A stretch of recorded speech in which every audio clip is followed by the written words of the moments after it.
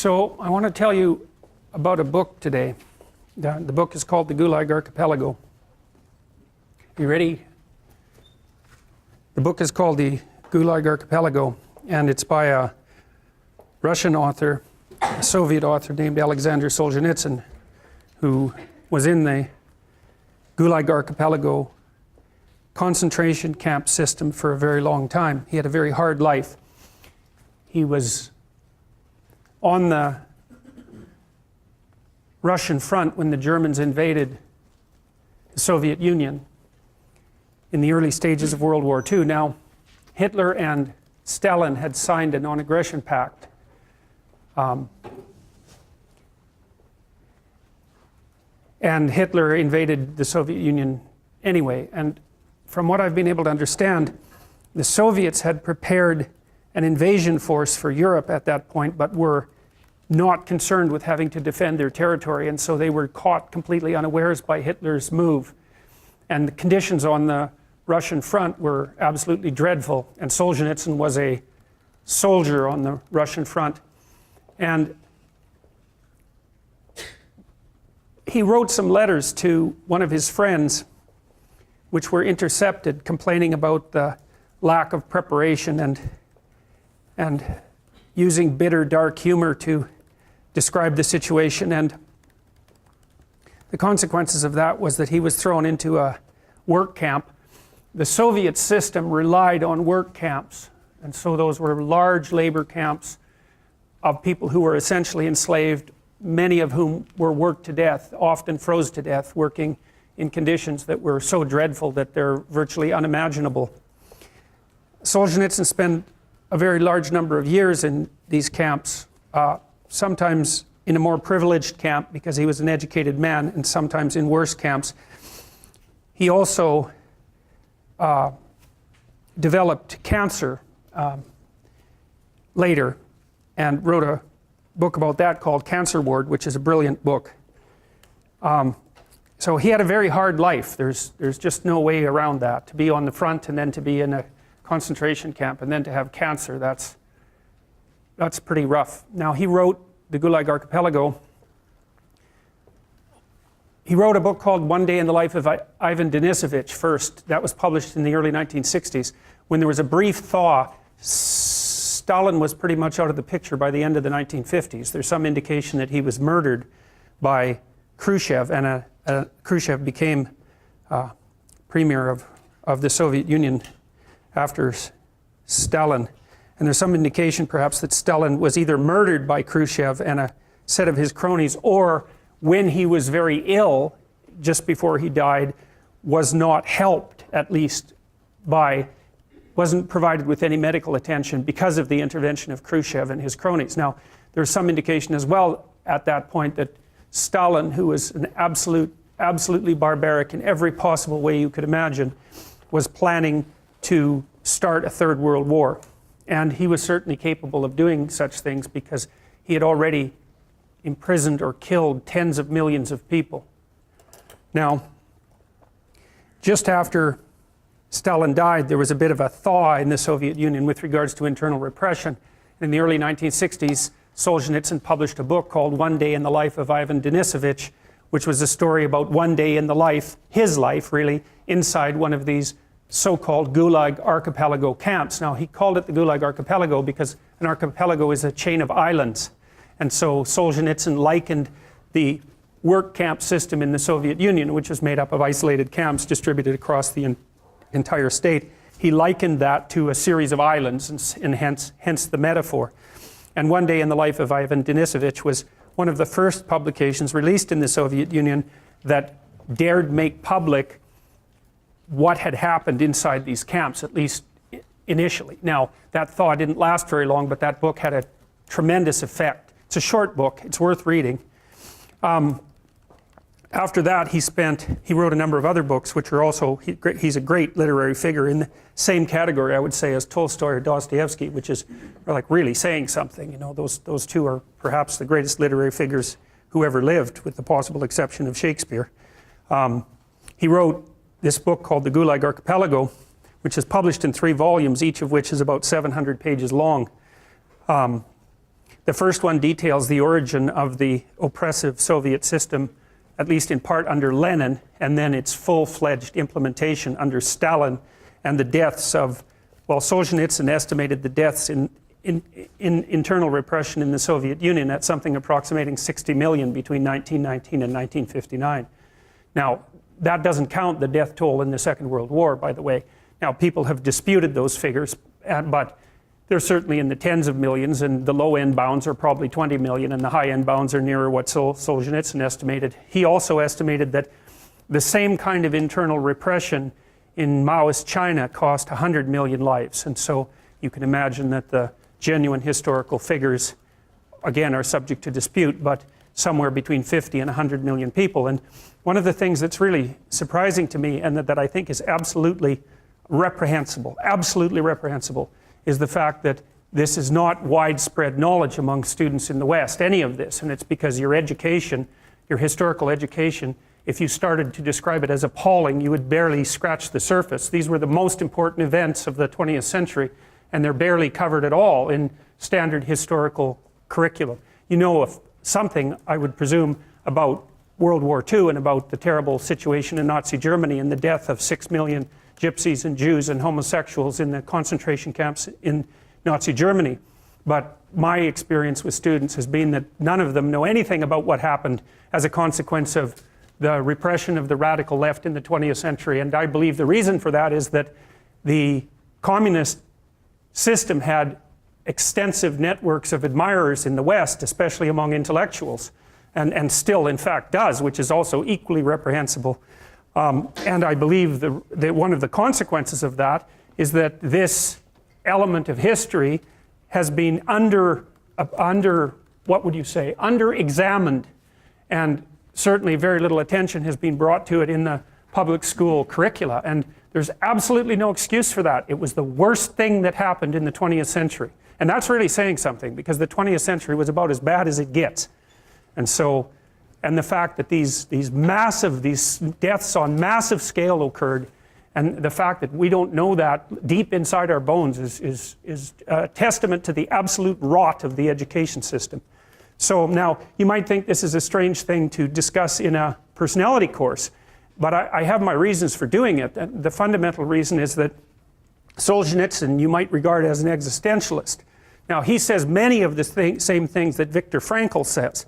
Viktor Frankl wrote a book called Man's Search for Meaning, which I would highly recommend. And it's a description of the corruption that he saw leading into the horrors of the Nazi concentration camp systems, especially within the concentration camps itself, because Frankl was very interested in what sort of psychological catastrophe had to befall a given individual before that person was capable of acting as an agent, say, of the Nazis in the concentration camp system. And he concentrated particularly on these people he called that were known as trustees within the concentration camp system, who were generally Jewish individuals who were aiding the Nazis in their death work inside the camps. Now, what Frankl did, because he was also existentially oriented, was attempt to draw a parallel between the individual psychology and the mass pathologies of the state. And so the reason that I believe that this is important in a personality class is because it's necessary to analyze the relationship between the psychological integrity of the individuals within a society and the propensity of that society to engage in, say, acts of mass atrocity, or to go completely off the rails and then to engage in acts of mass atrocity. And so it was Frankl's contention, and also Solzhenitsyn's contention, and I would say also the contention of Václav Havel, who was an author and playwright in Czechoslovakia and eventually became president, that the fundamental linkage between the pathology and the state, the pathology of the state and the individual, was the individual's propensity to deceive him or herself, and to fail to act in an authentic manner, in a genuine and authentic manner, and to become, as a consequence, either nihilistic, let's say, or because of the incremental weakening of character that's part and parcel of adopting an inauthentic mode of being, or to turn to ideological and totalitarian solutions as an alternative to living appropriately and with responsibility as an individual. So Solzhenitsyn in particular laid at the feet of the Soviet citizenry the burden of the absolute catastrophes that characterized that system because of each individual's propensity or proclivity within the state to lie and deceive constantly about what they thought and what they said, and to be afraid to speak, and to be afraid to think, and to be afraid to criticize. And it was no wonder, because criticism, of course, was at least became an offense that was punishable by death. But these things start much more slowly than that, and they start with people abandoning their own identities and adopting a pathological group identity, well, for any number of reasons, but one of them certainly is their desire to shrink from individual responsibility and their desire for ready-made ideological solutions. And so what I'm going to do today is I'm going to read you a little bit about the Gulag Archipelago, and then I'm going to show you a sequence of videos about a recent event that I think does a very good job of illustrating how this sort of thing works. And then I'm going to read you some of what I've culled from the Gulag Archipelago, so that you get a sense of what the writing is like. So Solzhenitsyn basically, he committed a huge part of the Gulag Archipelago to memory, which is really something, given that it's 2,100 pages long and printed in like 7-point font.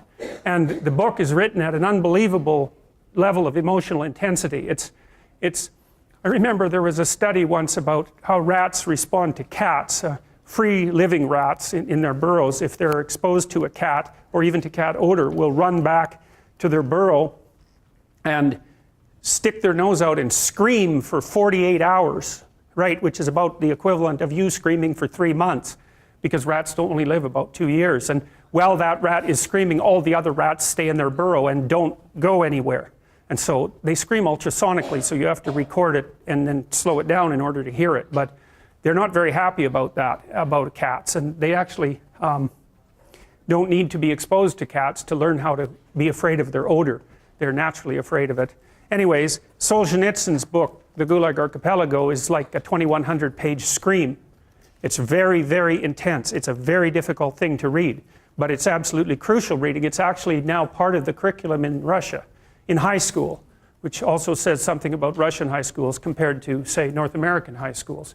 Because I doubt if the typical North American high school student reads 2,100 pages of anything during their entire education in high school, and certainly not something like the Gulag Archipelago. So I'm going to read you a little bit of background about the story first of all. And this is a nice summary. I've swiped it from Wikipedia, but the Gulag Archipelago is a book by Alexander Solzhenitsyn. He won a Nobel Prize for the book, by the way, and richly deserved it, about the Soviet forced labor camp system. The 3-volume book is a narrative relying on eyewitness testimony and primary research material, as well as the author's own experiences in a Gulag labor camp, written between 1958 and 1968. It was published in the West in 1973, and thereafter circulated in samizdat, or underground publication form, in the Soviet Union until its appearance in the Russian literary journal Novy Mir in 1989. In which a third of the work was published over 3 issues. So the samizdat, or the underground press, was basically photocopies or sometimes photostats of banned works that people would compile and then hand from person to person. Of course, the punishment for being caught with something like that was extraordinarily severe, but the samizdat was I suppose it was a precursor to the internet. That's one way of thinking about it, a slow precursor to the internet. Gulag, or G-U-L-A-G, or Gulag, is an acronym for a Russian term, Chief Administration of Corrective Labor Camps, the bureaucratic name of the governing board of the Soviet labor camp system, and by metonymy, the camp system itself. The word archipelago compares the system of labor camps spread across the Soviet Union with a vast chain of islands, known only to those who were fated to visit them. Since the dissolution of the Soviet Union and the formation of the Russian Federation, the Gulag Archipelago has been officially published and included in the high school program in Russia as mandatory reading. Structurally, the text comprises 7 sections divided in most printed volumes into 3, parts 1 to 2, 3 and 4, and 5 to 7. At one level, the Gulag Archipelago traces the history of the system of forced labor camps that existed in the Soviet Union from 1918 to 1956, starting with Lenin's original decrees shortly after the October Revolution, establishing the legal and practical framework for a series of camps where political prisoners and ordinary criminals would be sentenced to forced labor. One of the things that's quite interesting about the Gulag camps, and this is something that's very relevant to understanding of modern Russia, is that so ordinary criminals were put into the camps and so were political prisoners. But the ordinary criminals, and so those would be rapists and murderers, let's say, as well as thieves who were engaged in theft as an occupation, those were regarded by the Soviets as socially friendly elements. And the reason for that was that they assumed that the reason that these people had turned to crime was because of the oppressive nature of the previous czarist/capitalist system, and that the only reason that these criminals existed was because they had been oppressed. They were oppressed victims of that system. And so one of the convenient consequences of that absolutely insane doctrine was that the Soviets put the ordinary criminals in charge of the camps. And these were very, very seriously bad people. And so you can imagine the way that they treated the political prisoners, who were regarded as socially hostile elements, sometimes because of their own hypothetically traitorous acts, but more often merely as a consequence of their racial or ethnic identity, or the fact that they were related by birth to, say, people who had been successful under the previous system, so who had any association with nobility or any association with what were known as the kulaks, who were the only successful class of former peasants in the Soviet Union, because they were regarded as privileged. You may have heard that word more recently. They were regarded as privileged and therefore as enemies of the state, and it didn't matter if it was your father or your grandfather or your great-grandfather who happened to be privileged, but the mere fact that you were a member of that group was sufficient reason to put you into a camp. And we're talking hundreds of thousands or perhaps millions of people who underwent that fate. And so the idea in the Soviet Union was, just because you were the member of a class, even as a consequence of your familial association, you were immediately sufficiently guilty to be put into a camp and punished. And the terms for the camps were often 10 years, 15 years long. And if you were very fortunate, you got to have 2 or 3 of those.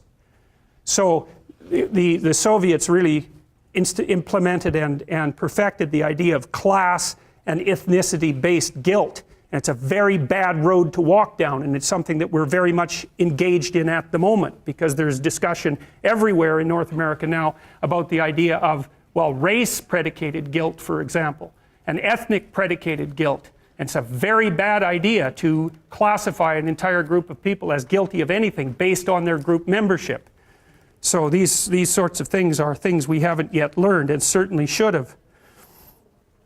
Now, the other thing that was very interesting about the Soviet, especially about the Gulag Archipelago, you see, it was released in the West in about 1973 or thereabouts. Now, the student movement of the 1960s was very much influenced by Marxist and communist doctrine, and that was especially the case in France, where the most reprehensible intellectuals of the 20th century have emerged, including all the damned postmodernists who've occupied the universities now, as far as I can tell.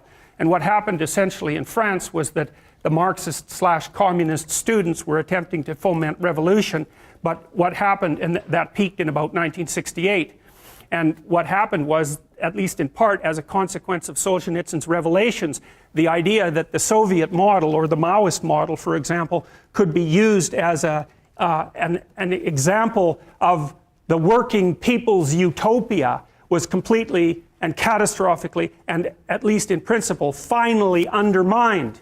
Now, there had been, because the Western leftist intellectuals, right from 1919 forward, turned a blind eye to what was happening in the Soviet Union. Now and then they were invited there, even people who were very well regarded in the West were often invited, and who were sympathetic to the Soviet Union, were often invited there for a visit, and the Soviets would do the same thing the North Koreans do now when they invite foreigners to visit, which is that they would set up fake places for them to visit, called Potemkin villages, where everyone was thriving and doing well. The Nazis did the same thing with the concentration camps to begin with, especially the ones they established for children, and then would invite dim-witted leftist Western intellectuals to come to the Soviet Union and see the wonderful paradise that had been set up for everyone, which was a complete and utter facade and sham, and then they would go back to the West and report on how the utopia was progressing precisely according to the Marxist doctrines. And we knew from the 1930s forward, because Malcolm Muggeridge did this to begin with, who investigated what was going on in the Soviet Union,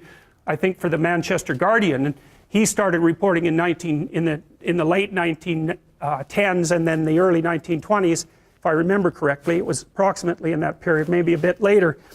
He recorded what was happening when the Soviets attempted to collectivize the peasant farmers. And so what they did was take all these people who were previously serfs, right, only a couple of decades previously, which was not much better than being a slave. You were basically property, and that was happening until about 1880 or thereabouts. The serfs were emancipated. Many of them ended up holding their own land, right, so the land was distributed from the nobles to the peasantry. That was something that Leo Tolstoy was involved in.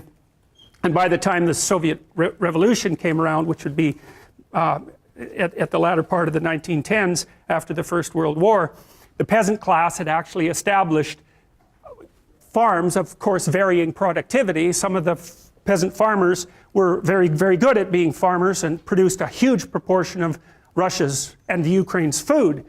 Because one of the things, we'll talk about this later as the class progresses, one of the things that you'll find if you look at creative production in any domain, it doesn't matter, artistic domain, food production, novels written, novels sold, money generated, number of companies generated, number of goals scored in hockey, etc. Or number of paintings painted, number of compositions written, anything like that, where the fundamental underlying measure is human productivity, what you find is that a very tiny percentage of people produce almost all the output. It's called a Pareto distribution, P-A-R-E-T-O, and it was studied in detail in scientific productivity by someone named de Sola Price. It's a square root law, so here's the law fundamentally. If you look at the number of people who are in a given domain, who are producing in a given domain, the square root of the people produce half the product. So that means if you have 10 employees, 3 of them do half the work, but if you have 10,000 employees, 100 of them do half the work. Right, it's a very, very vicious statistic. And you won't learn about that in psychology for reasons I have no idea about, because you learn about the normal distribution and not the Pareto distribution. But Pareto distributions govern, for example, the distribution of money, which is why 1% of the people in the general population have the overwhelming amount of money, and 1/10 of that 1% has almost all of that, right? So I think it's like the richest 100 people in the world have as much money as the bottom 2.5 billion. And you think, well, that's a terrible thing, and perhaps it is, but what you have to understand is that that law governs the distribution of creative production across all creative domains, right? It's something like a natural law. And we'll talk about that more, but imagine what happens when you play Monopoly. You've all played Monopoly. What happens when you play Monopoly? One person ends up with all the money. All right, then you play another game of Monopoly. What happens? One person ends up with all the money. It's actually the inevitable consequence of multiple trades that are conducted randomly. So if you take 1,000 people and you get them to play a trading game, you each give them $100, say, or $10, and they have to trade with another person by flipping a coin. I win the coin toss, you give me $1, you win, I give you $1. If we all play that long enough, one person will end up with all the money and everyone else will end up with 0. So it's a deeply built feature of systems of creative production, and no one really knows what to do about it, because of course the danger is that all the resources get funneled to a tiny minority of people at the top, and a huge section of the population stacks up at 0. But to blame that on the oppressive nature of a given system is to radically underestimate the complexity of the problem. No one actually knows how to effectively shovel resources from the minority that controls almost everything to the majority that has almost nothing in any consistent way, because as you shovel money down, it tends to move right back up, and it's a big problem. Anyways, the reason I'm telling you about that is because after the peasants were granted their land and started to become farmers, a tiny minority of them became extremely successful, and those people produced almost all of the food for Russia and the Ukraine. So what happened in the 1920s when bloody Lenin came along and collectivized the farms was that they defined the kulaks, who were these tiny minority of successful farmers who maybe had a brick house and were able to hire a couple of people and had some land and some livestock and were very productive people. They defined them as socially unfriendly elements, and they sent groups of intellectuals out into the towns to collectivize the farms. And so the idea was that Well, you would pool your land and everyone would farm it collectively, and the land was taken away, of course, from the tiny minority of people who were actually productive and had actually managed to own much of the land. So you have to imagine how that would occur. Okay, so it's in the 1920s, it's after World War I, Russia's in pretty bad shape, the villages are full of brutalized men who have post-traumatic stress disorder, and lots of people who are not doing well at all, and the bloody intellectuals come into the town and they say, you know those successful farmers up the street that you've always been pretty jealous about in your useless manner? Well, they're actually pigs and demons who are stealing from you, so why don't you come out, we'll form a nice little mob and we'll take everything they've got. And that's exactly what happened, and all those people were killed or raped or set off to Siberia in the middle of the bloody winter where there wasn't even anything for them anywhere for them to live or anything for them to eat, so they all died. And then the consequence of that was a few years later, 6 million people starved to death in the Ukraine. And Malcolm Muggeridge had been reporting on that since the 1930s. And so that was the first wind, really, that the West got of exactly what was happening in the Soviet Union. But even at that point, the bloody left-wing intellectuals in North America were so damn clueless, and in Europe, that they never paid much attention to it, with the exception of a certain number of people like George Orwell, who wrote 1984 and Animal Farm, which is, of course, a discussion. The main pig in Animal Farm is Stalin, of course, and it's a story, an allegory about the Russian Revolution, whose basic motif is we're all equal, but of course all animals are equal, but some are more equal than others. And that's the motif of Animal Farm. So there had been warnings all the way through, right from the beginning of the Russian Revolution to the West, about exactly what was going on. But because communist and Marxist ideology is very good at addling the weak minds of idiot intellectuals, there was a huge section of the population who was fomenting, I suppose, against the standard, what would you call it, political, psychological, and social order, who were absolutely committed to, you know, the ethic that's encased in statements like from each according to his ability to each according to his need, which sounds perfectly wonderful if you think about it for about 15 seconds, but if you think about it for 6 months, becomes unbelievably murderous in its reach and intent. And so, anyways, the French, for whatever reason, seem to be particularly opaque to reason. I'll give you an example. So the doctrine of Pol Pot in Cambodia that also killed about 6 million people.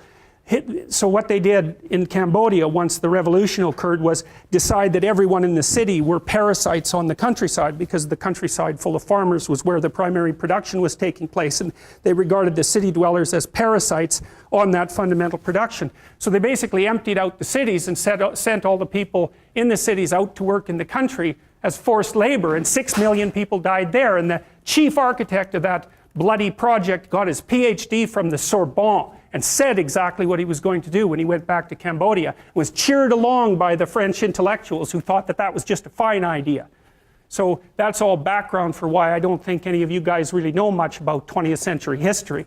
So anyways, what happened in the 1970s when Solzhenitsyn published the Gulag Archipelago was that it was so brilliant, the book, and so overwhelming in its emotional and intellectual and historical power, that it became impossible for anyone to continue to claim that Marxism/communism had any intellectual or ethical integrity whatsoever. It was done. It was done. And that's part of the reason why he won the Nobel Prize. And part of the reason, by the way, why the Soviet Union collapsed, because once word got out about exactly what was actually going on, there was no way of making a coherent argument in favor of, say, exporting the workers' revolution around the world. It was like the consequence of that was well documented by Solzhenitsyn. You see, the Western intellectuals tried to make excuses for what had happened in the Soviet Union by blaming it on Stalin's cult of personality, perversion of the original accurate Marxist doctrines. So they basically said, well, had Lenin lived, because he died quite young and was replaced by Stalin, had Lenin lived, the promised utopia would have been delivered. But Solzhenitsyn, being an absolute genius, documented the relationship, number one, between the axioms of Marxist and communist thought and the laws that were generated primarily by Lenin, and the construction of these camps and the dekulakization and all the mass murders. He documented the causal relationship between them and laid them clearly at the feet, not of Stalin, but of Lenin. And so that was also a major blow, because it undermined the remaining argument of the left-wing, radical left-wing apologists in the West for the viability of Marxist/communist doctrines. And you still hear people today, many people, when they're faced with the, you know, if they're Marxist in their orientation and they're faced with the data pertaining to what happened in the Soviet Union, they'll say something like, well, that wasn't real Marxism. But one of the things that you might answer to that is, well, fine, except that in every bloody country in the world where that doctrine was implemented, regardless of the wide cultural differences between the cultures, say the Soviet Union, China, Cambodia, and so forth, exactly the same thing happened every time. And we still have a great example of that today in the form of North Korea. I don't know if you've ever looked at a map of the world at night. You know, you can get a map of the entire globe at night. You look at South Korea, it's lit up like jewels. It's nothing but light, like the east coast of the United States and Canada. And North Korea is dark. And the reason for that is that 50, 60 years of barbaric, communist, despotic rule means a country that's completely unindustrialized, where every single person is malnourished or starving to death, where everyone lives in terror all the time, and where there's nothing but the continual production of labor in labor camps, just like in the Soviet Union and Maoist China. So if we were willing to pay attention, we could still see examples of that today, and that's not an anomaly. North Korea is exactly what you'd expect given the doctrines upon which it's founded. So, all right, so more on the Gulag.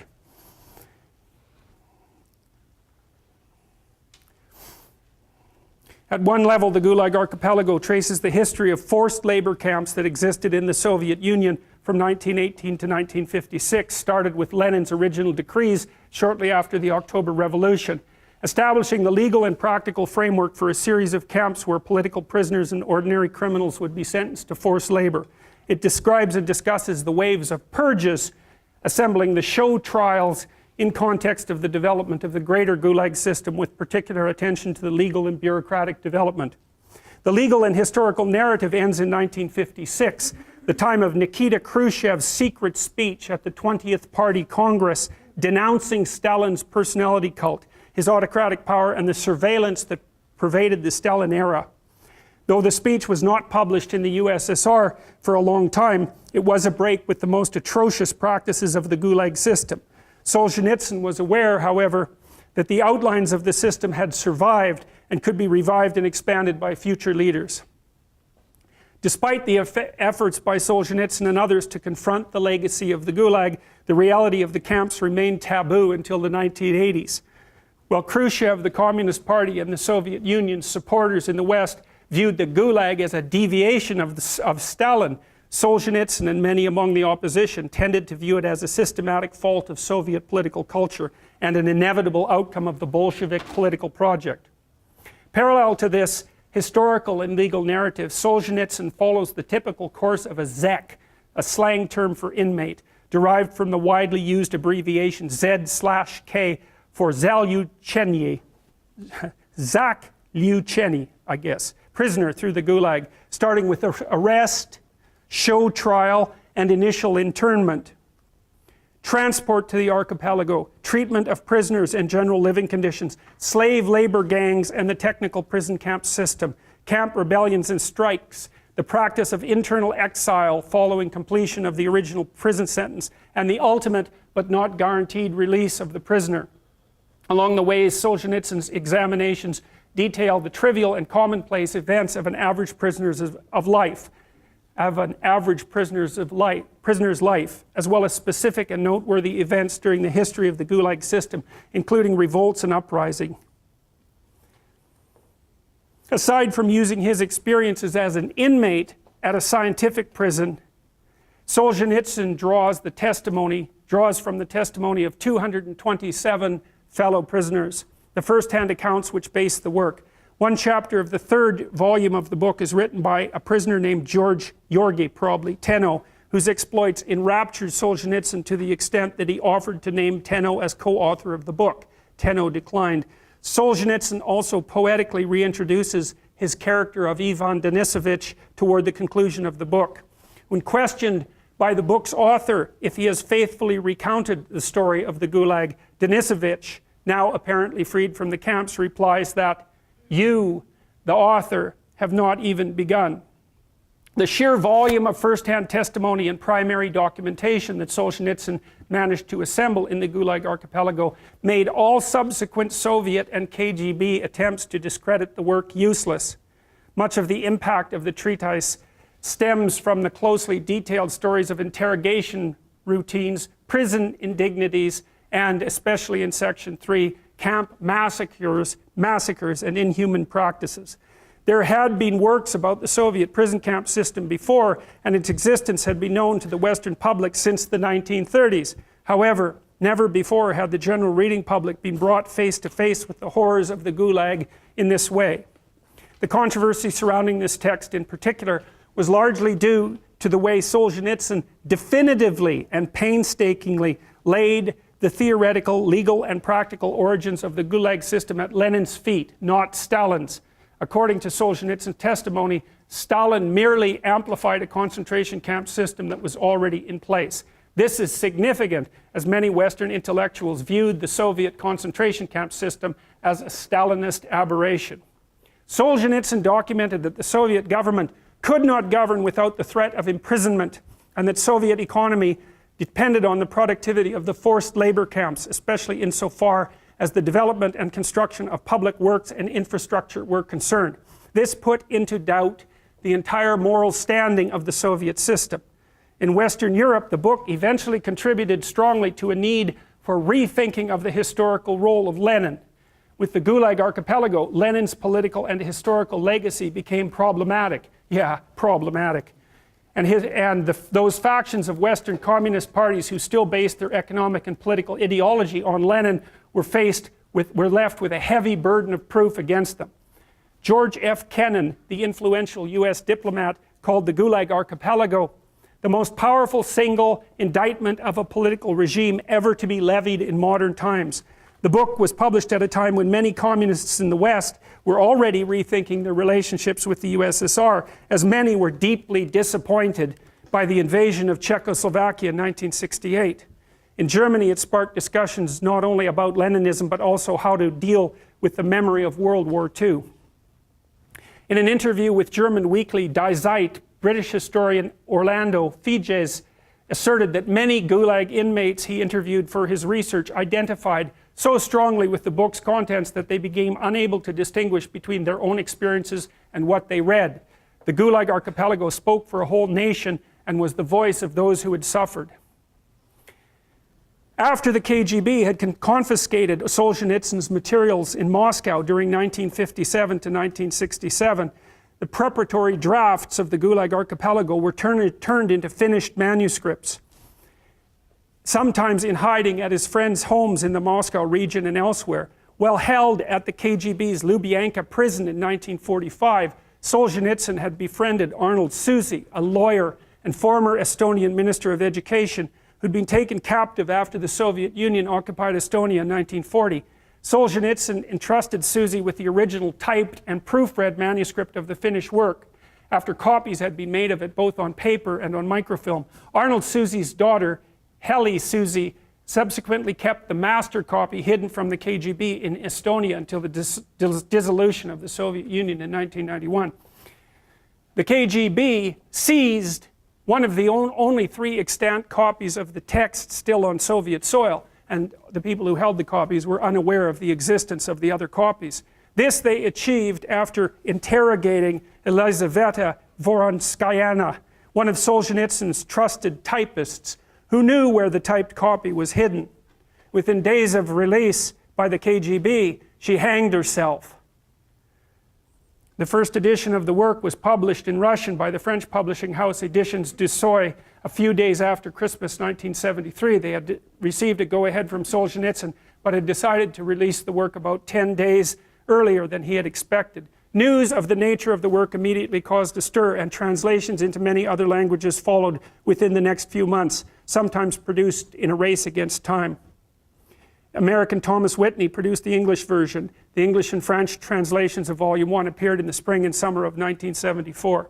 Solzhenitsyn had wanted the manuscript to be published in Russia first, but knew this was impossible under conditions then extant. The work made a profound impact internationally. Not only did it provoke energetic debate in the West, a mere 6 weeks after the work had left Parisian presses, Solzhenitsyn himself was forced into exile.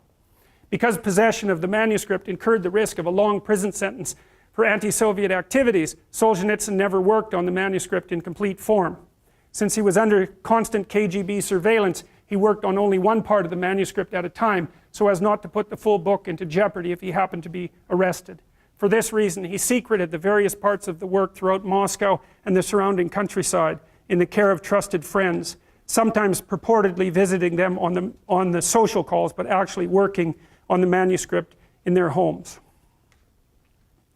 All right, so now I want to show you some things. I haven't done this before, but we'll see how it goes. I'm going to show you something that happened recently. Some of you may be aware of this and some of you not. So this is a video about, there was a town meeting that a number of people spoke at, including one shopkeeper from New York. And after the meeting, he was interviewed by the press, the TV, and one of the attendees at the meeting was upset about the fact that the press was concentrating on him instead of concentrating on what she regarded as the issues at hand. So I'm going to play this for you to begin with. Now, what I'm trying to show you, I want to show you what it means for someone to be ideologically possessed. And so you can tell when you're talking to someone like that, because this is something I learned from reading Solzhenitsyn, is because you can predict absolutely everything they're going to say.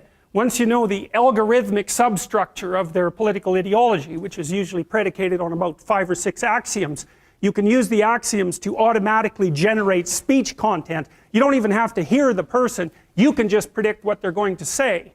And so that alleviates any responsibility whatsoever they have for thinking. And it also allows them to believe that they have full control and full knowledge over the, not only full control and full knowledge about the entire world, but also the capacity to distinguish without a moment's thought between those who are on the side of the good and those who are not. And that's where the danger really comes. So anyways, we'll take a look at this. So right now, the news is interviewing a person whose daughter was a heroin addict, I think, is what he said in his public comment. And he's pro-bunker, he's pro-cops. And so he's the one getting interviewed, and there are like a million people who have spoken about how they've been abused by the cops, but they're not being spoken to. Only the person who's pro-bunker, who's also a person of color. So they got their token, and that's the one that they're using. I have no idea, we'll find out.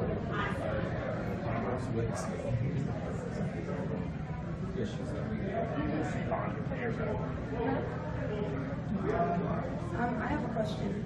I'm actually against the bunker. Yes, I will. You take my picture? Mm-hmm. Yeah. You want my name? Yeah, sure. It's humongous. Okay. Humongous what?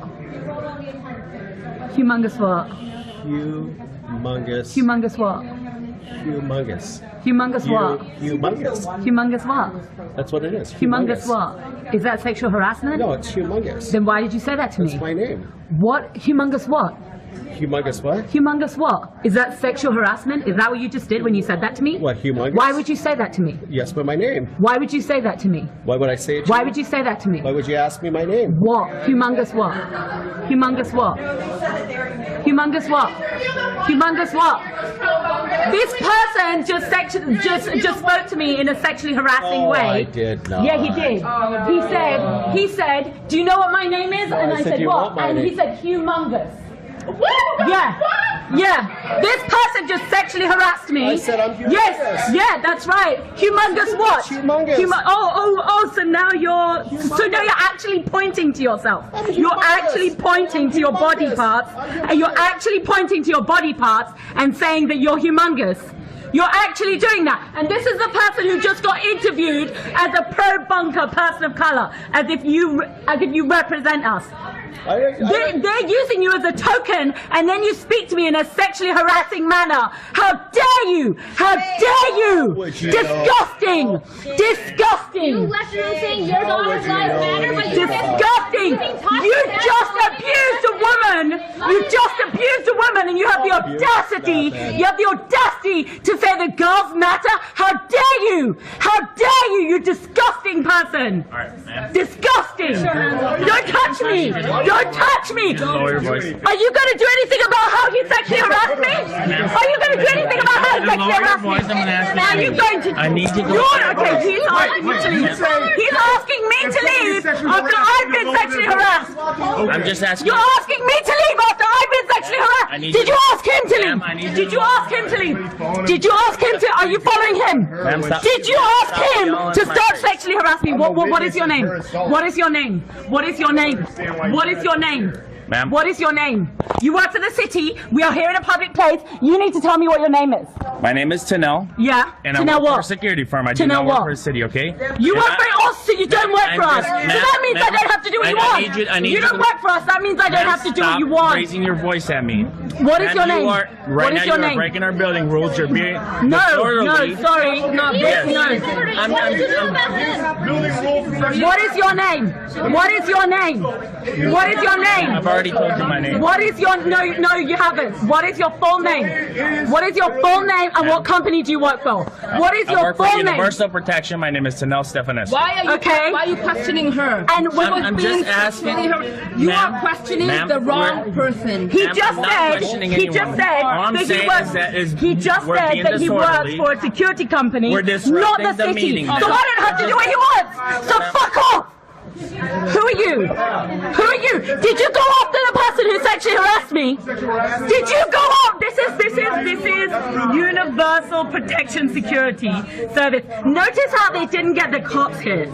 Notice how they didn't get the cops here today. They just got some more cops basically. So why did you do nothing about the person who sexually harassed me? I made it very clear he just sexually harassed me. Why did you not go up to him and tell him to stop? Why did you not do that? You want to de-escalate? Why did you not do that? Why did you not do that? You deal with the gentleman. The gentleman's gone already. He was a gentleman. He was. Oh, Why are you here? Why are you still here? Because we're being really loud and we're disrupting. Is being loud a crime? It is in our building, ma'am. no, it's not. No, it's not. No, it's in one of not. our She's building standing rules. up for herself. I understand, She ma'am. is standing No, you up. don't. You don't understand anything. You don't understand anything.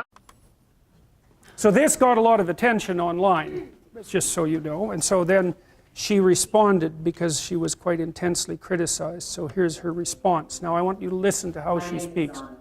My name is Zana, and I'm doing this video because we need to talk. It's become clear to me that a great deal of us suffer from the illness of patriarchy, and it's not just the men who suffer. Women can be patriarchal too. Women? Really? But why would they be patriarchal? Towards who? Other women? That's just stupid. So many things in our system today come from patriarchy, including racism, colonialism, capitalism, classism, and of course, sexism. Wow, she thinks she knows everything. Guess all these experts with their degrees can just go home.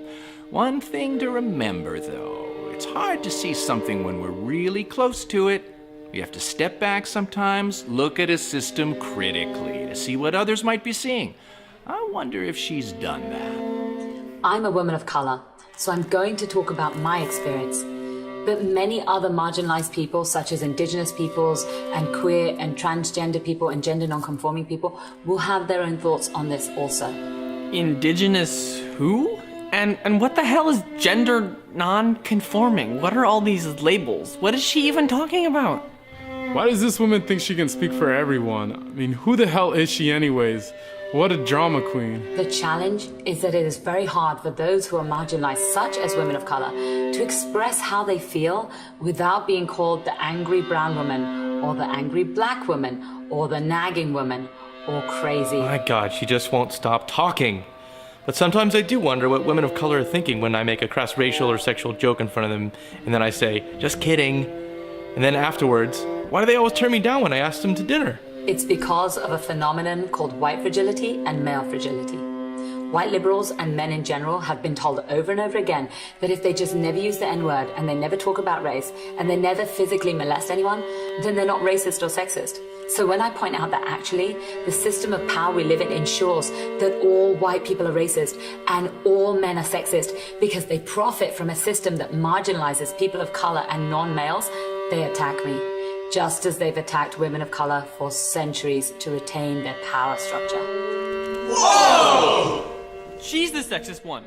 She's the racist one. Why does she hate me? Yeah, so I make more money because I'm a man, and I have a lot of privilege, and my voice matters in every sphere of life, but I didn't ask for that.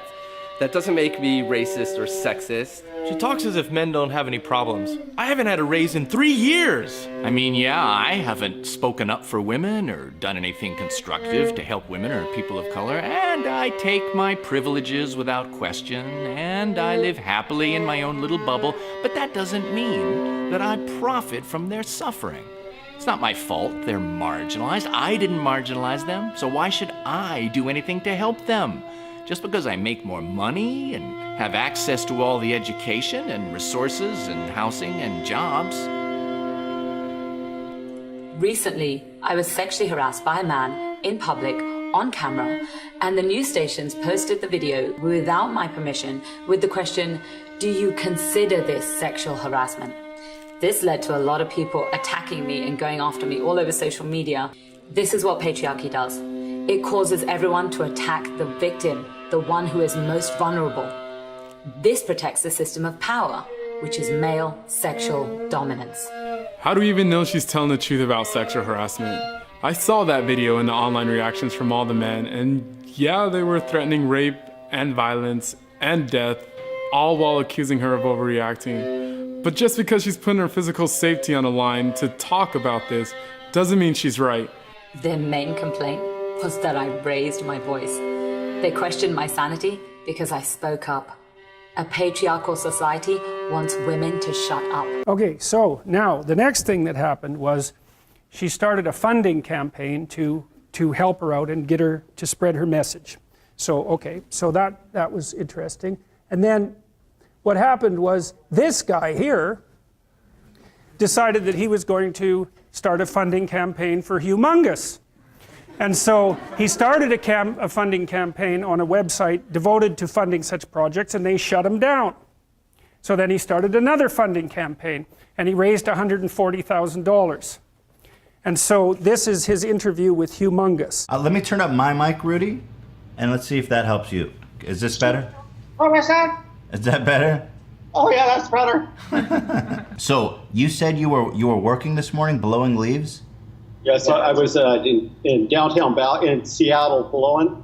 What a salt of the earth, man. Just got pledged $130,000 and he's out there blowing some fucking leaves. Y'all can learn something from your boy Humongous here. God damn. You know, we got a new president, but that doesn't mean that the leaves don't need to be still picked up. Rudy, how you feeling right now, dude? I feel loved.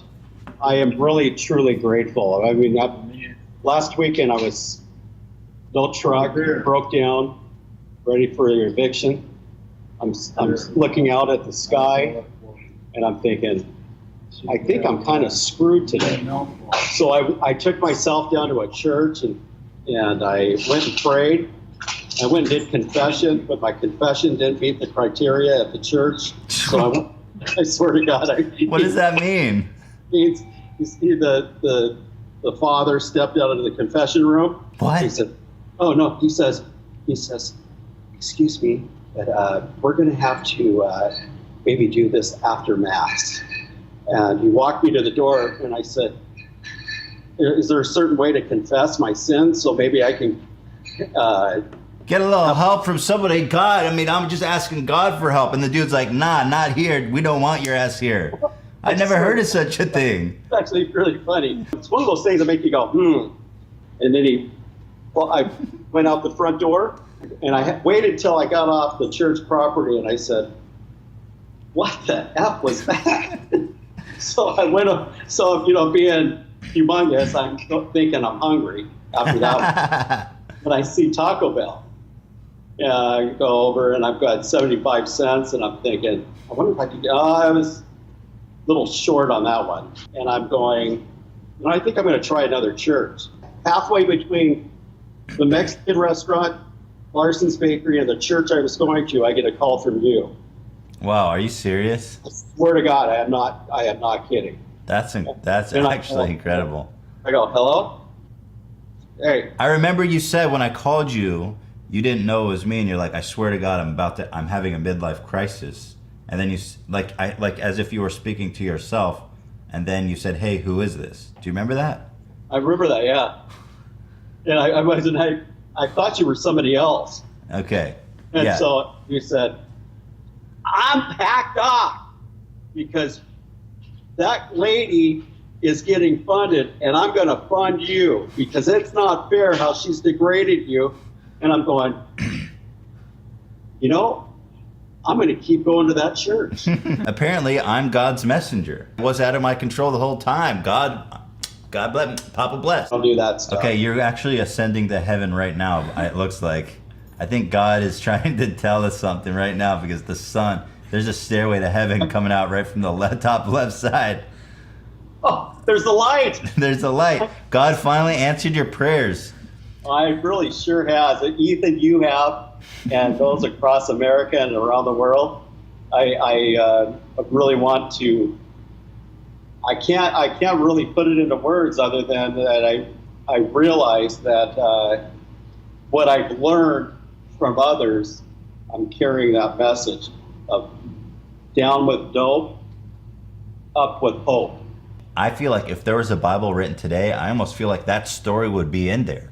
Humongous left the church in despair, walked to Taco Bell with 75 cents in his pocket, and as he realized he didn't have enough for a taco, he got a ring up not from Ethan, but from the spirit of Papa John, who worked through him in mysterious ways.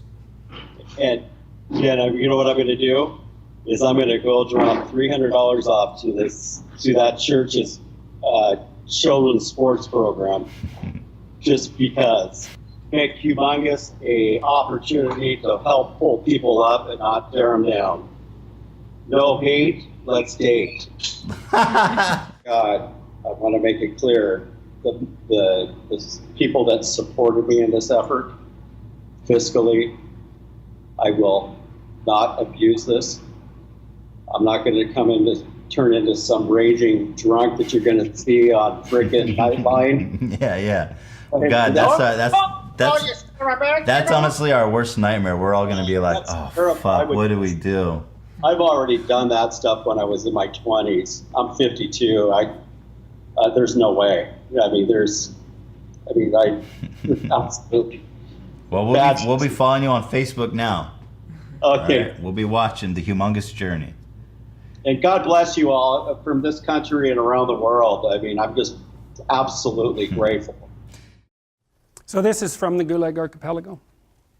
One of my informants has told me how executions were carried out at Adak, a camp on the Pechora River. They would take the opposition members with their things out of the camp compound on a prisoner transport at night, and outside the compound stood the small house of the 3rd section. The condemned men were taken into a room one at a time, and there the camp guards sprang on them. Their mouths were stuffed with something soft, and their arms were bound with cords behind their backs. And see, these were political prisoners who opposed the Soviet system. The condemned men, then they were led out into the courtyard where harnessed carts were waiting. The bound prisoners were piled on the carts from 5 to 7 at a time and driven off to the Gorka, the camp cemetery. On arrival, they were tipped into big pits that had already been prepared and buried alive. Not out of brutality. No. It had been ascertained that when dragging and lifting them, it was much easier to cope with living people than with corpses. The work went on for many nights at Adak, and that is how the moral, political unity of our party was achieved. This is from Viktor Frankl, from his experiences in the Nazi concentration camps. The most ghastly moment of the 24 hours of camp life was the awakening. when, at a still nocturnal hour, the 3 shrill blows of a whistle tore us pitilessly from our exhausted sleep and from the longings in our dreams. We then began the tussle with our wet shoes, into which we could scarcely force our feet, which were swollen and sore with edema. And there were the usual moans and groans about petty troubles, such as the snapping of wires which replaced shoelaces. One morning I heard someone whom I knew to be brave and dignified cry like a child because he finally had to go to the snowy marching grounds in his bare feet, as his shoes were too shrunken for him to wear. In those ghastly moments, I found a little bit of comfort, a small piece of bread which I drew out of my pocket and munched with absorbed delight. From Solzhenitsyn. In cold lower than 60 degrees below zero, work days were written off. In other words, on such days the records showed that the workers had not gone out to work because 60 below was the cutoff for work. But they chased them out anyways, and whatever they squeezed out of them on those days was added to the other days, thereby raising the percentages. And the servile medical section wrote off those who froze to death on such cold days on some other basis. And the ones who were left, who could no longer walk and were straining every sinew to crawl along on all fours on the way back to camp, the convoy simply shot so that they wouldn't escape before they could come back to get them. This is from William Blake. O Rose, thou art sick. The invisible worm that flies in the night, in the howling storm, hath found out thy bed of crimson joy, and his dark secret love does thy life destroy. Solzhenitsyn. Macbeth's self-justifications for his murders were feeble, and his conscience devoured him. Even Iago was a little lamb too. The imagination and spiritual strength of Shakespeare's evildoers stopped short at a dozen corpses. That was because they had no ideology. Ideology. That is what gives evil doing its long-sought justification and gives the evildoer the necessary steadfastness and determination. That is the social theory, which helps to make this act, his act, seem good instead of bad in his own and others' eyes. That was how the agents of the Inquisition fortified their wills by invoking Christianity, the conquerors of foreign lands by extolling the grandeur of their motherland, the colonizers by civilization, the Nazis by race, and the Jacobins, early and late, by equality, brotherhood, and the happiness of future generations. Without evildoers, there would have been no archipelago. Fire. Fire. The branches crackle, and the night wind of late autumn blows the flame of the bonfire back and forth. The compound is dark. I am alone at the bonfire, and I can bring it still some more carpenter shavings. The compound here is a privileged one, so privileged that it is almost as if I were out in freedom. This is an island of paradise. This is the Marfino Sharashka, a scientific institute staffed with prisoners in its most privileged period. No one is overseeing me, calling me to a cell, chasing me away from the bonfire, and even then it is chilly in the penetrating wind. But she, who has already been standing in the wind for hours, her arms straight down, her head drooping, weeping, then growing numb and still. And then again she begs piteously, "Citizen Chief, please forgive me. I won't do it again." The wind carries her moan to me, just as if she were moaning next to my ear. The citizen chief of the gatehouse fires up his stove and does not answer. This was the gatehouse of the camp next to us, from which workers came into our compound to lay water pipes and to repair the old ramshackle seminary building. Across from me, beyond the artfully intertwined, many-stranded barbed wire barricade, and 2 steps away from the gatehouse, beneath a bright lantern, stood the punished girl, head hanging, the wind tugging at her gray work skirt, her feet growing numb from the cold, a thin scarf over her head. It had been warm during the day when they had been digging a ditch on our territory. And another girl, slipping down into a ravine, had crawled her way to the Vladikino highway and escaped. The guard had bungled, and Moscow city buses ran right along the highway. When they caught on, it was too late to catch her, and they raised the alarm. A mean, dark major arrived and shouted that if they failed to catch the girl, the entire camp would be deprived of visits and parcels for a whole month because of her escape. And the women brigadiers went into a rage, and they were all shouting, one of them in particular, who kept viciously rolling her eyes. Oh, I hope they catch her, the bitch. I hope they take scissors and clip, clip, clip, take off all her hair in front of the lineup. This wasn't something she had thought up herself. This was the way they punished women in the Gulag. But the girl, who was now standing outside the gatehouse in the cold, had sighed and said instead, at least she can have a good time out in freedom for all of us. The jailer overheard what she had said, and she was now being punished. Everyone else had been taken off to the camp, but she had been set outside there to stand at attention in front of the gatehouse. This had been at 6 p.m., and now it was 11 p.m. She tried to shift from one foot to another, but the guard stuck out his head and shouted, "Stand at attention, whore, or else it will be worse for you." And now she was not moving, only weeping. "Forgive me, Citizen Chief. Let me into the camp. I won't do it anymore."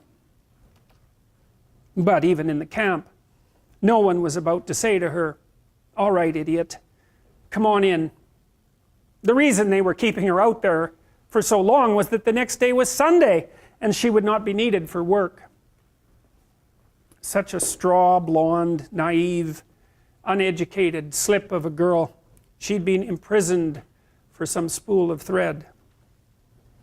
What a dangerous thought you expressed there, little sister. They want to teach you a lesson for the rest of your life. Fire. Fire. We fought the war, and we looked into the bonfires to see what kind of victory it would be. The wind wafted a glowing husk from the bonfire. To that flame in you, girl, I promise, the whole wide world will read about you. This is from John Milton from Paradise Lost.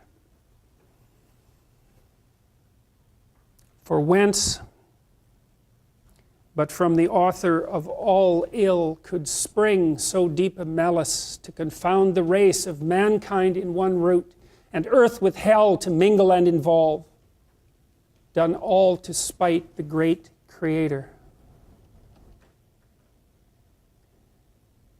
I shall despair.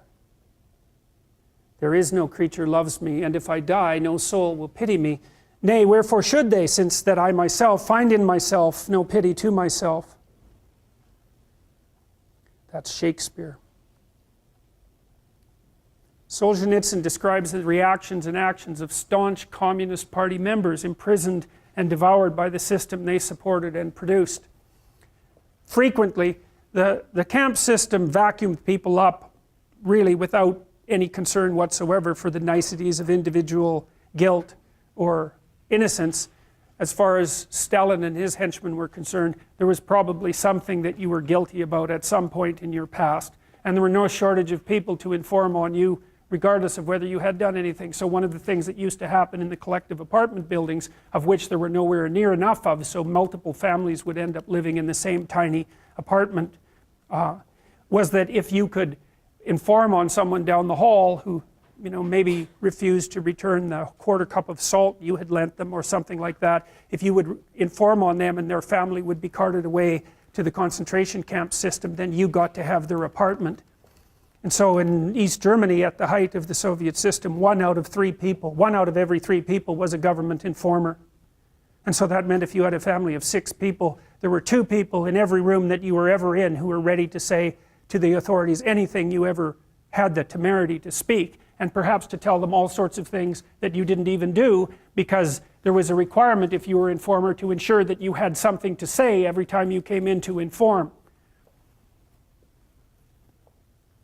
Well, it didn't matter if you were a devout communist, because from time to time your door would be kicked down at 3 a.m. in the morning, and people would come in with jackboots and get you dressed as rapidly as they possibly could and take you away when you were still half awake to the prison in the middle of the city and strip you of your clothes and give you things that didn't fit and shave your head and take you off to a camp, and you'd never get to see your family again.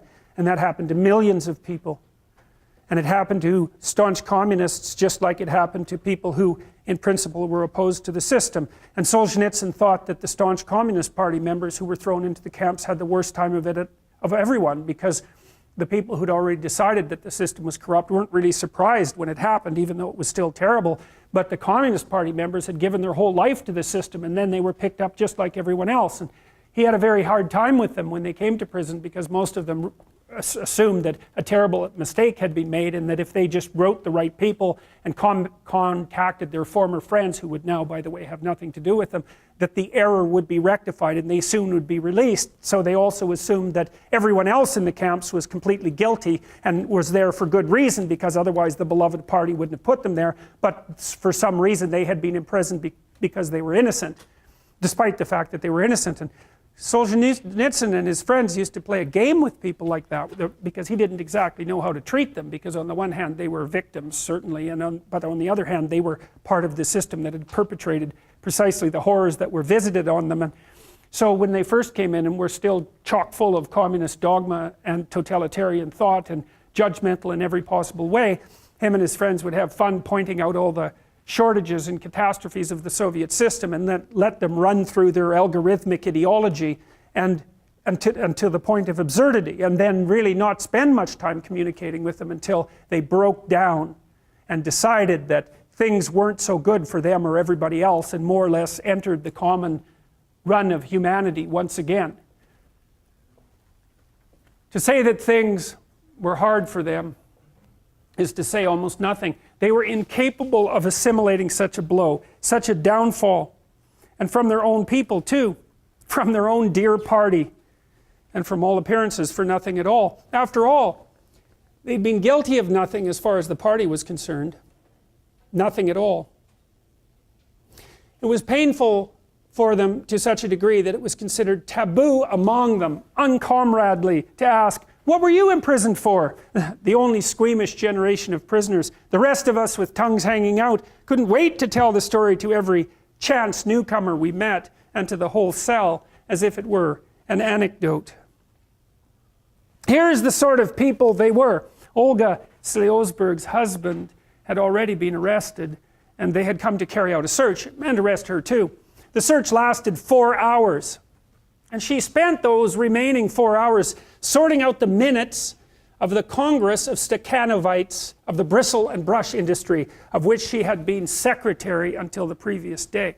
The incomplete state of the minutes troubled her more than her children, who she was now leaving forever. Even the interrogator conducting the search could not resist telling her, "Come on now, say farewell to your children." Here is the sort of people they were. A letter from her 15-year-old daughter came to Yelizaveta Tsetkova in the Kazan prison for long-term prisoners. "Mama, tell me, write to me, are you guilty or not? I hope you weren't guilty, because then I won't join the Komsomol." So that was the Soviet youth organization. "I won't join the Komsomol, and I won't forgive them because of you. But if you are guilty, I won't write you anymore, and I will hate you." And the mother was stricken by remorse in her damp, grave-like cell with its dim little lamp. How could her daughter live without the Komsomol? How could she be permitted to hate Soviet power? Better that she should hate me. And she wrote, "I am guilty. Enter the Komsomol." How could it be anything but hard? It was more than the human heart could bear to fall beneath the beloved axe and then have to justify its wisdom. But that is the price a man pays for entrusting his God-given soul to human dogma. Even today, any Orthodox communist will affirm that Tsetkova acted correctly. Even today, they cannot be convinced that this is precisely the perversion of small forces, that the mother perverted her daughter and harmed her soul. Here's the sort of people they were.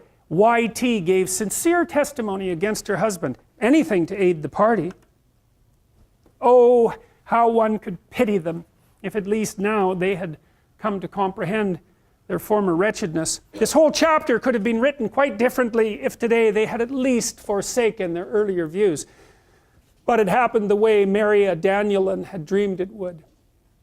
If I leave here someday, I'm going to live as if nothing had taken place.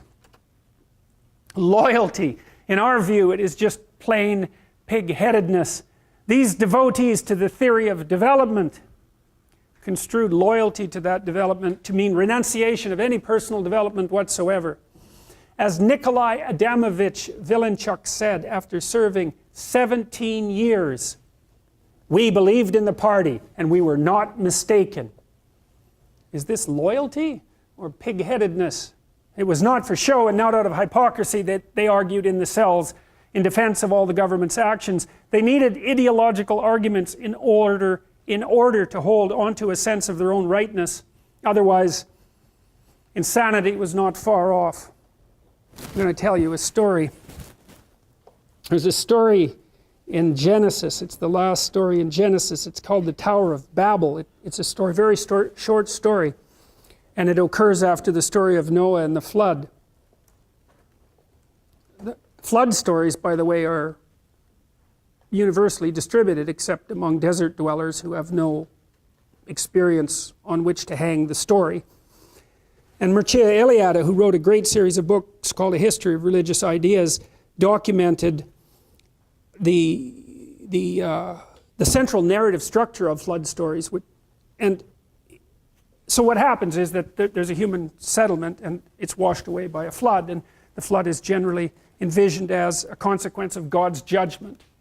And so if you take the flood stories that are distributed worldwide and you boil them down to pull out their archetypal substructure, you find that there are fundamentally two reasons that a flood occurs. And Eliade says that it's the tendency of things to fall apart combined with the proclivity of human beings to sin. And so it means something. This means something. And so it means that everything is subject to entropic decay, right? Things fall apart of their own accord across time. That's why you have to always fix things. So if it's complicated, it has to be maintained. And so you can think about that in relationship to, say, New Orleans before the hurricane. Because people say, well, the hurricane caused a flood and that destroyed much of New Orleans. And so that's an act of God. That's one way of looking at it, right? It's a random natural event. But then you think, well, wait a minute. The Dutch, their country is mostly underwater, right? So they have these huge dikes to keep the sea back. And they build the dikes so that only one storm every 10,000 years will be of sufficient magnitude to partially breach the dikes. That's their engineering tolerance level. One storm in every 10,000 years. The U.S. Army Corps of Engineers knew that the dikes in New Orleans were built to withstand one storm every 100 years, the biggest storm every 100 years. And people knew that they weren't built to proper tolerance, and much of the money that was hypothetically supposed to be diverted or assigned to the rebuilding and maintenance of the dikes disappeared because of corruption in New Orleans, which is in one of the most corrupt states in the United States. And so you might say, well, why did the flood destroy New Orleans? And one answer is, well, it was a hurricane, and the other answer is, no, it was corrupt officials who weren't paying attention to what they were supposed to be paying attention to. And the flood came, and that's the meaning of the stories, because of the sins of men, so to speak, which is the capacity of people to turn a blind eye to their responsibilities when they know perfectly well that something needs to be done. And so if you don't do what needs to be done and something comes along to wipe you out, then it's perfectly reasonable to view that as a judgment on your refusal to do what you knew to be right. So that's the flood story. And then the Tower of Babel is a very interesting story. It's very, very short. And what happens is that it just starts pretty much abruptly after the flood story ends. And it's a story about the decision that human beings take to build a mighty building, like a huge, huge edifice that would reach all the way up to the heavens to supplant God, roughly speaking. And so what happens is the building is built higher and higher and higher and higher, and God gets annoyed about this and divides everyone who's building the building into small groups who speak different languages, who then disperse and the construction project comes to a halt. Now, it's a very strange story, but here's one way of thinking about it.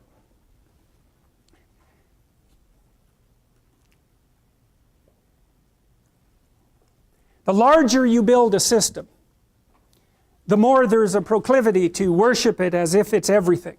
That's the story of ideology, let's say.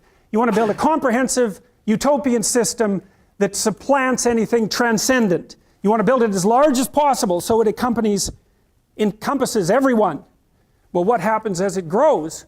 Well, it incorporates more and more people, but the people within it become more and more different from one another. And so, essentially, they start speaking different languages. And so the entire project of raising this massive edifice to supplant everything disperses into chaos and comes to a halt. Okay, so that's one story. So here's another story. This is a story that John Milton wrote. John Milton wrote Paradise Lost, which is one of the prime literary masterpieces of the last 500 years. Now, here's what Milton did. Milton said he was trying to justify the ways of God to man. That was his purpose. And so what he was trying to do was take a look at the world the way it's constituted, with all its suffering and malevolence and corruption, and to make a case why it was still acceptable. And so he did the first, what you might think about as psychoanalytic study of malevolence and evil. So around the corpus of biblical writings, there's an idea of heaven and hell, and they're not referred to much within the corpus of biblical writings, but there are what you might describe as legends that have compiled around them. So they're stories that never became canonical, and those are stories, for example, of the idea that God's highest angel, who was Satan, Lucifer, the bringer of light, the spirit of rationality, fomented a rebellion against God in heaven and was cast into hell as a consequence. And so there's this idea, Milton wrote this before the rise of the nation states, for example, and there's this idea that there's this tension between the political and ideological and rational constructions of the rational mind and the sort of transcendent mythology that guides human organization, and that Satan, as God's highest, as the highest angel in God's heavenly kingdom, is a personification of the tendency of the rational mind to produce totalitarian systems and then to fall in love with them. So to produce a system that encompasses everything, like the Tower of Babel, so that nothing outside the system is allowed to exist. Well, Milton's intuition, because he collected the stories about satanic rebellion that had been accumulating across centuries from far before Christianity was even constituted, turned this into a great poetic drama. And his hypothesis was that the element of the psyche, let's say, the spiritual element of the psyche that characterized the rational mind, would, by its proclivity to produce these totalizing systems, end up casting itself into hell. And so you could think about it as a prophetic visualization of what was going to come down the centuries after Milton wrote. Because the poets get there before the philosophers. The artists get there maybe before the poets. The philosophers follow in their wake. The poets are the people who have the visions of what's coming farthest down the road. So this is from Milton. This is describing Satan after he's cast into hell because of his rebellion, his totalitarian, the consequence of his totalitarian rationalism. For now the thought both of lost happiness and lasting pain torments him. Round he throws his baleful eyes that witnessed huge affliction and dismay mixed with obdurate pride and steadfast hate. At once, as far as angels can, he views the dismal situation, waste and wild, a dungeon horrible, on all sides round, as one great furnace flamed, yet from those flames no light, but rather darkness visible, served only to discover sights of woe, regions of sorrow, doleful shades where peace and rest can never dwell. Hope never comes that comes to all, but torture without end still urges, and a fiery deluge fed with ever-burning sulfur unconsumed. Such place eternal justice had prepared for those rebellious. Here their prison ordained, in utter darkness, and their portion set, as far removed from God and light of heaven as from the center thrice to the utmost pole. It's an existentialist claim, or maybe it's the existentialist claim, that the conditions of human life are such that suffering is an integral part of existence. Now, it's an important thing to understand. It's also a viewpoint shared by the bulk of the great religious systems of the world. Life is suffering. Why? Well, one reason is because of society's arbitrary judgment, right? Every single one of us has traits and features and quirks and idiosyncrasies that are far from ideal and that are judged by the standards of society as insufficient. And so you suffer because of your imperfect insufficiency in the eyes of others. And you can certainly make the claim that fairly frequently that's arbitrary. And so that's the claim that society is tyrannical and judgmental and needs to be constantly reconstituted so that the tyrannical element doesn't take full control. And fair enough, you have to stay awake so that that doesn't happen. But the thing is, it doesn't matter what society it is, although they vary in the degree of their tyranny. The mere fact that you're grouped together with other people and have to come up with a common value structure in order to live together means that many of the things that characterize you are going to be suboptimal. And so the price you pay for social being is that much of you is deemed insufficient. Now, hopefully there are various ways that you can be within a society that's sufficiently diverse so that you can find a place where what's good about you in the eyes of others and perhaps in your own eyes can flourish of its own accord. Because you don't have to be good at everything. If you can be good at one thing well enough, that might allow you your niche. And hopefully a healthy society allows for that. And certainly societies can become so tyrannical that they don't. So you can lay one source of human suffering at the feet of tyrannical social structures, but the other element of it, clearly, is the mere fact of the arbitrariness of the natural world. Like, you have a lifespan that's going to be counted in the number of decades that you can count on two hands. And that has nothing to do, technically, with the tyranny of the social structure. Now, you could say, if we got our act together more completely, perhaps you could live longer, and fair enough, but the fact of the limits of your lifespan and the suffering that's necessarily a consequence of that, the death of your parents and the death of most people that you will know before you, means that that part of suffering is an integral part of existence itself. And so that can't be laid at the feet of an insufficient social structure except insofar as it's tyrannical and blind. It's a condition of existence. And then by the same token, you have your own responsibility for some of your unnecessary suffering, because there's things you could be doing to make your life better and to make life better for other people that you know perfectly well that you're not doing. And so if you stopped doing all the unnecessary things that make your life bad, then it would improve to some degree that is not really computable, because you don't know how far you could push that. So there's three reasons why you suffer, and one is, well, look at you and the way you're built. It's inevitable. There's not very much of you and there's a lot of everything else. And so you just don't last that long, and you're fragile across multiple domains, and then you're harshly treated by society, and there's no doubt about that. And then there's responsibility that can be laid at your own feet. Well, the existential take on that, and the thing that all these diverse people that we've been talking about, including Viktor Frankl and including Alexander Solzhenitsyn, as well as Kierkegaard, Nietzsche, and Dostoevsky, and the people that I've already talked to you about, is that the proper pathway through that is to adopt the mode of authentic being.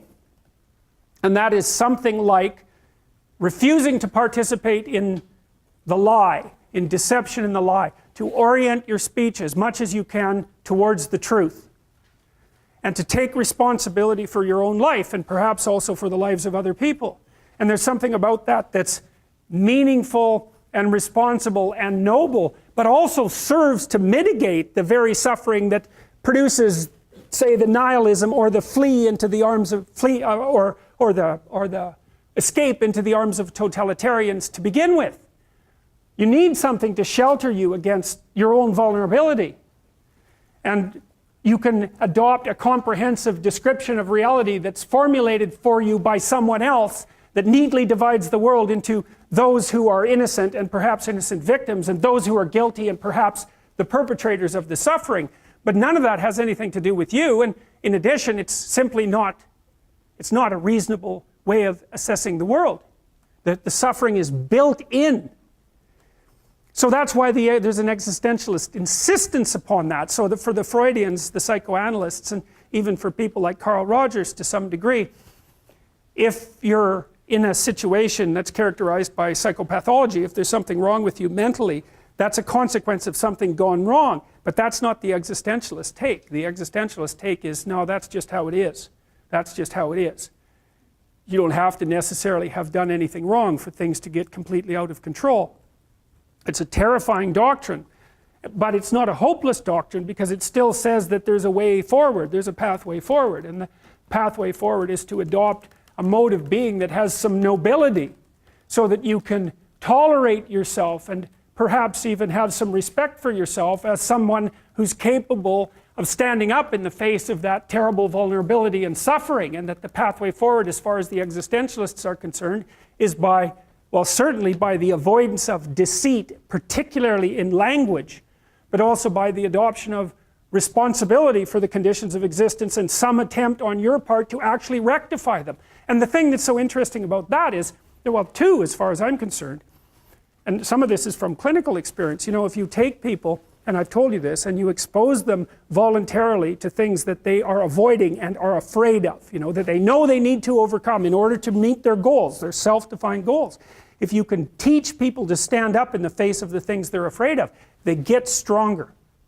And you don't know what the upper limits to that are, because you might ask yourself, like, if for 10 years, if you didn't avoid doing what you knew you needed to do, by your own definitions, right, within the value structure that you've created, to the degree that you've done that, what would you be like? Well, you know, there are remarkable people who come into the world from time to time, and there are people who do find out over decades-long periods what they could be like if they were who they were, if they spoke their being forward. And they get stronger and stronger and stronger, and we don't know the limits to that. We do not know the limits to that. And so you could say, well, in part, perhaps the reason that you're suffering unbearably can be left at your feet, because you're not everything you could be, and you know it. And of course, that's a terrible thing to admit, and it's a terrible thing to consider, but there's real promise in it, right? Because it means that perhaps there's another way that you could look at the world, and another way that you could act in the world, so what it would reflect back to you would be much better than what it reflects back to you now. And then the second part of that is, well, imagine that many people did that, because we've done a lot as human beings. We've done a lot of remarkable things, and I've told you already, I think before, that today, for example, about 250,000 people will be lifted out of abject poverty, and about 300,000 people attached to the electrical power grid. We're lifting people out of poverty collectively at a faster rate that's ever occurred in the history of humankind by a huge margin. And that's been going on unbelievably quickly since the year 2000. The UN had planned to have poverty between 2000 and 2015, and it was accomplished by 2013. So there's inequality developing in many places, and you hear lots of political agitation about that. But overall, the tide is lifting everyone up, and that's a great thing, and we have no idea how fast we could multiply that if people got their act together and really aimed at it. Because, you know, my experience is with people that we're probably running at about 51% of our capacity. I mean, you can think about this yourselves. I often ask undergraduates how many hours a day you waste, or how many hours a week you waste, and the classic answer is something like 4 to 6 hours a day.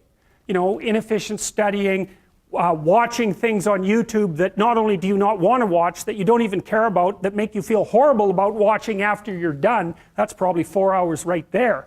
You know, you think, well, that's 25 hours a week, it's 100 hours a month, that's 2.5 full work weeks, it's half a year of work weeks per year. And if your time is worth $20 an hour, which is a radical underestimate, it's probably more like 50 if you think about it in terms of deferred wages. If you're wasting 20 hours a week, you're wasting $50,000 a year. And you are doing that right now. And it's because you're young, wasting $50,000 a year is a way bigger catastrophe than it would be for me to waste it, because I'm not going to last nearly as long. And so if your life isn't everything it could be, you could ask yourself, well, what would happen if you just stopped wasting the opportunities that are in front of you? You'd be who knows how much more efficient, 10 times more efficient, 20 times more efficient. That's the Pareto distribution. You have no idea how efficient people get. It's off the charts. Well, and if we all got our act together collectively and stopped making things worse, because that's another thing people do all the time, not only do they not do what they should to make things better, they actively attempt to make things worse because they're spiteful or resentful or arrogant or deceitful or homicidal or genocidal or all of those things all bundled together in an absolutely pathological package. If people stopped really, really trying just to make things worse, we have no idea how much better they would get just because of that. So there's this weird dynamic that's part of the existential system of ideas between human vulnerability, social judgment, both of which are major causes of suffering, and the failure of individuals to adopt the responsibility that they know they should adopt. And that's the thing that's interesting too, is that, and like another thing I've often asked my undergraduate classes is, you know, there's this idea that people have a conscience. And you know what the conscience is. It's this feeling or voice you have in your head just before you do something that you know is stupid, telling you that probably you shouldn't do that stupid thing. You don't have to listen to it, strangely enough.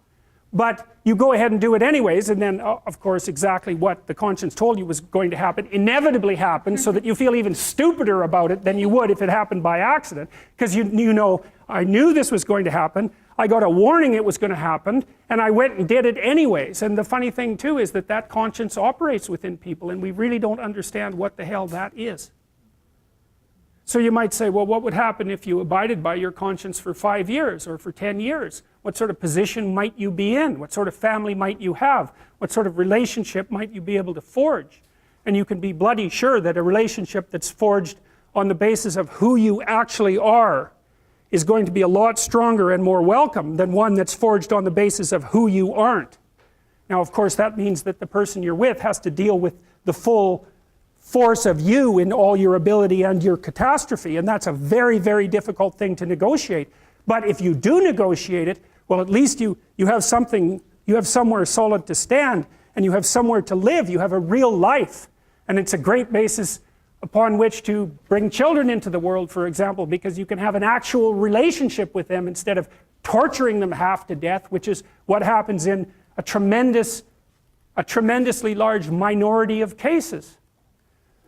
Well, it's more than that too, because, and this is what I'll close with, and this is why I wanted to introduce Solzhenitsyn's writings to you. You see, because it isn't merely that your fate depends on whether or not you get your act together and to what degree you decide that you're going to live out your own genuine being. It isn't only your fate, it's the fate of everyone that you're networked with. And so, you know, you think, well, there's 9 billion, 7 billion people in the world. We're going to peak at about 9 billion, by the way, and then it'll decline rapidly. But 7 billion people in the world, and who are you? You're just one little dust mote among that 7 billion. And so it really doesn't matter what you do or don't do, but that's simply not the case. It's the wrong model, because you're at the center of a network. You're a node in a network. Of course, that's even more true now that we have social media. You'll know 1,000 people, at least, over the course of your life. And they'll know 1,000 people each, and that puts you one person away from 1 million, and 2 persons away from 1 billion. And so that's how you're connected. And the things you do, they're like dropping a stone in a pond. The ripples move outward, and they affect things in ways that you can't fully comprehend. And it means that the things that you do and that you don't do are far more important than you think. And so if you act that way, of course, the terror of realizing that is that it actually starts to matter what you do. And you might say, well, that's better than living a meaningless existence. It's better for it to matter. But I mean, if you really asked yourself, would you be so sure if you had the choice? I can live with no responsibility whatsoever. The price I pay is that nothing matters. Or I can reverse it and everything matters. But I have to take the responsibility that's associated with that. it's not so obvious to me that people would take the meaningful path. You know, when you say, well, nihilists suffer dreadfully because there's no meaning in their life, and they still suffer. Yeah, but the advantage is they have no responsibility. So that's the payoff, and I actually think that's the motivation. Say, well, I can't help being nihilistic. All my belief systems have collapsed. It's like, yeah, maybe. Maybe you've just allowed them to collapse because it's a hell of a lot easier than acting them out. And the price you pay is some meaningless suffering, but you can always whine about that and people will feel sorry for you, and you have the option of taking the pathway of the martyr, so that's a pretty good deal, all things considered, especially when the alternative is to bear your burden properly and to live forthrightly in the world. Well, what Solzhenitsyn figured out, and so many people in the 20th century, it's not just him, even though he's the best example, is that if you live a pathological life, you pathologize your society. And if enough people do that, then it's hell. Really. Really.